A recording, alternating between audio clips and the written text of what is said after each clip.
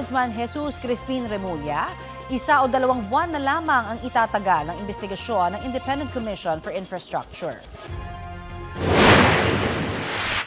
Tingin ko mga 1 o 2 buwan na lang yan at maaari na i-turn over sa amin lahat ng kanilang mga tinabaho at makakatulong yan sa aming gawain.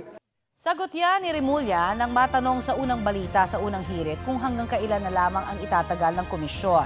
Kasunod ng resignation ni ICI Commissioner Rogelio Singson na pangalawang opisyal nang nag-resign sa komisyon matapos si Mayor Benjamin Magalong. Nakahanda raw ang ombudsman na saluhin ang trabaho ng ICI sakaling mabuwag ito. Tiniyak din ni Remulla na may mga sangkot sa questionableng flood control projects ang magpapasko sa kulungan gaya ng pangako ng Pangulo. Iginiit ni Remulla na sinusunod ang due process sa investigasyon. Meron talaga magpapasko sa kulungan kasi yun talaga ang nakikita namin sa aming mga investigasyon na ginagawa sa Office of the Ombudsman tsaka sa DOJ. Ang DOJ po ay marami rin po silang kasong tinatapos at mapafile na rin po yung mga kaso nila.